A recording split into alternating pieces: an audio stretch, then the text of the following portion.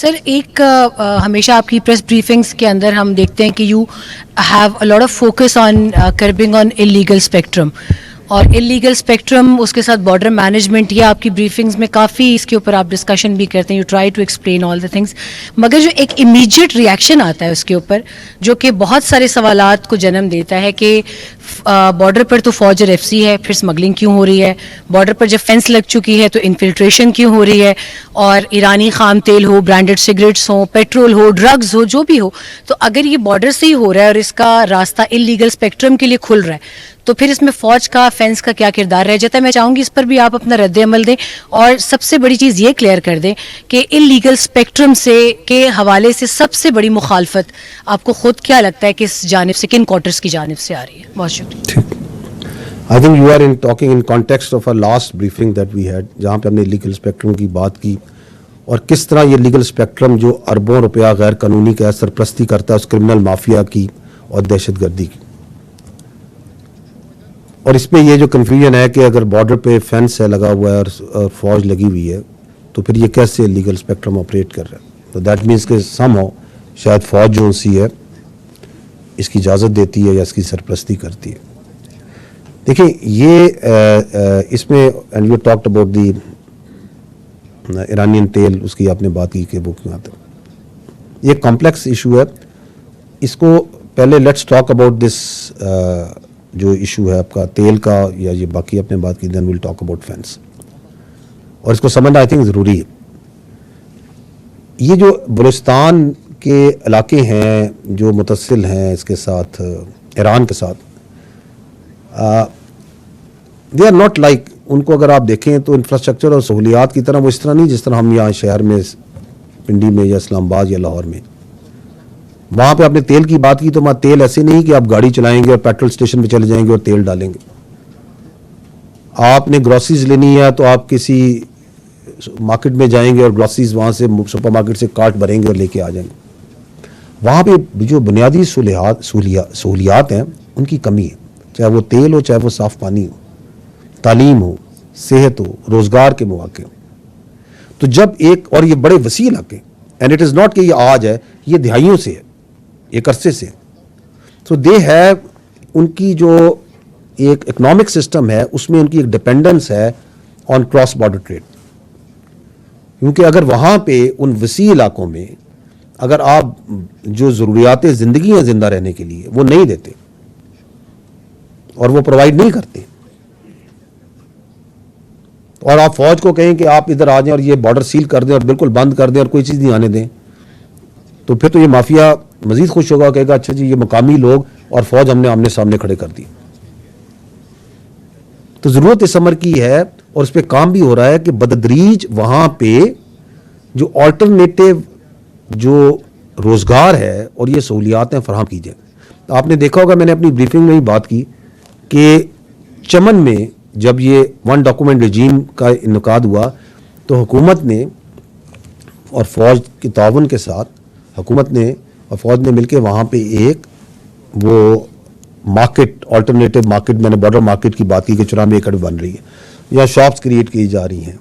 और facilities provide की जा रही हैं। अभी आपने देखा है कि ज़रमलान में जितना वहाँ 1000 एकड़ जो सी ज़मीन है उसे ज़ेर काश्त लाया जा रहा है।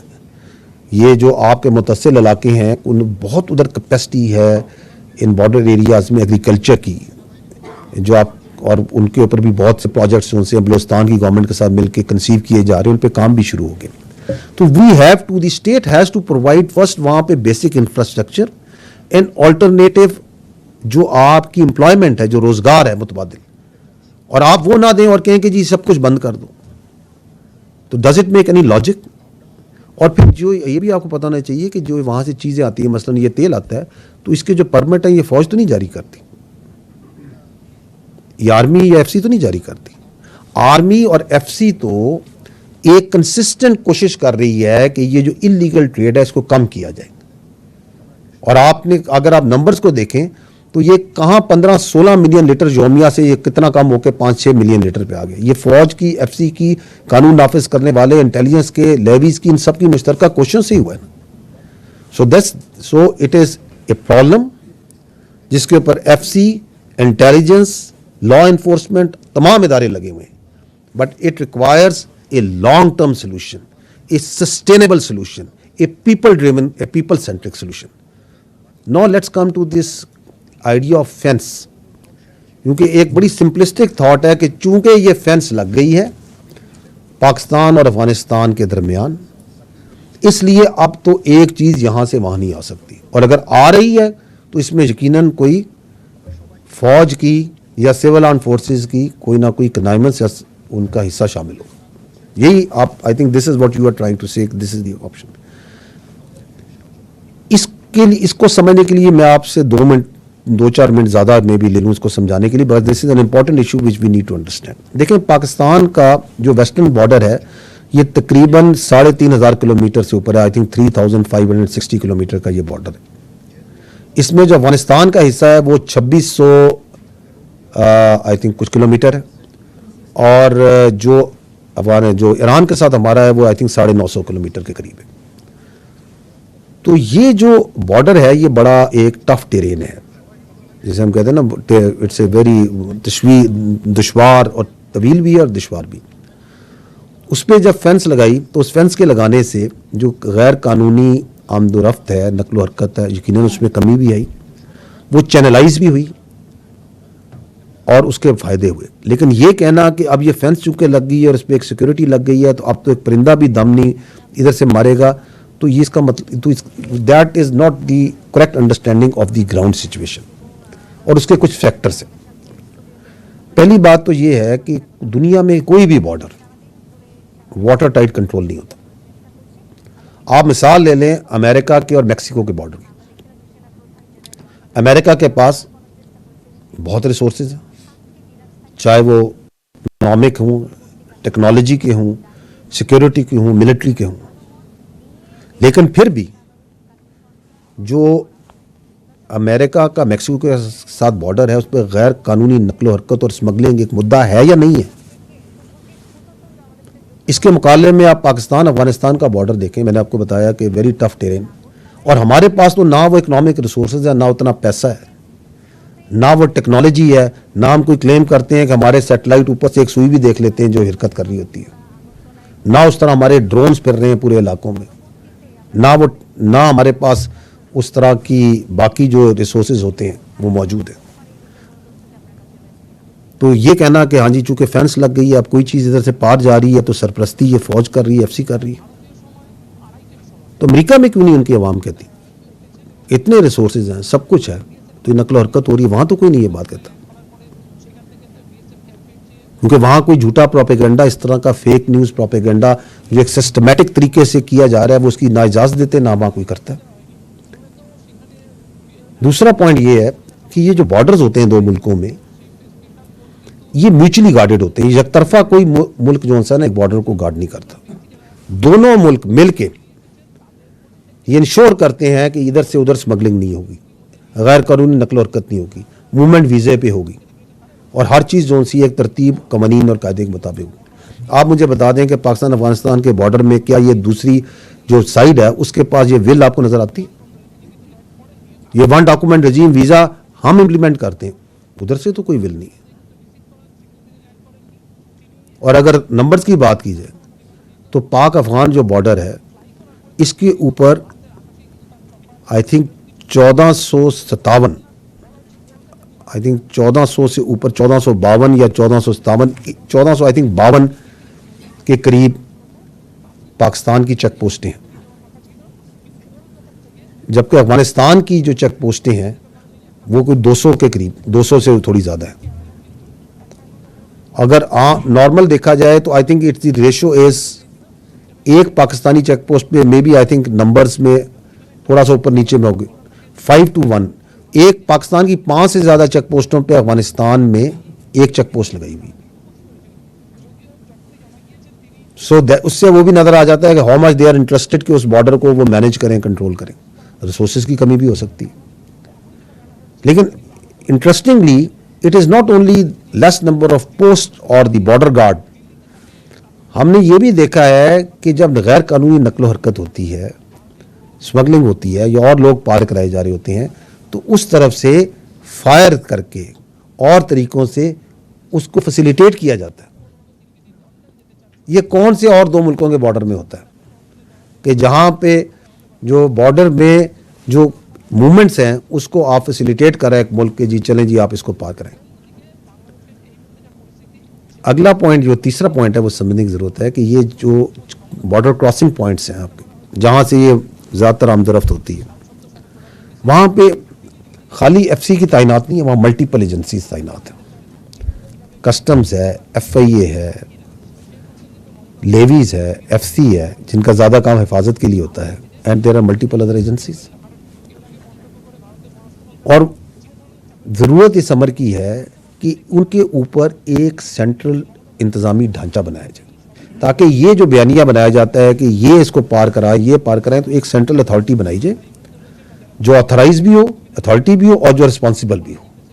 और इंटर डिपार्टमेंटल कोऑर्डिनेशन भी बेहतर होगी।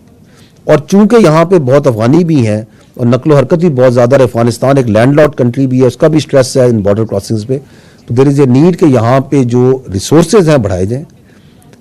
ताकि जिस स्पीड के साथ वहाँ पे मूवमेंट होनी है उसका जो टेक्निकल स्कैनिंग का इक्विपमेंट है बढ़ाया जाए। और इस सिलसिले में जो आपकी हुकूमत है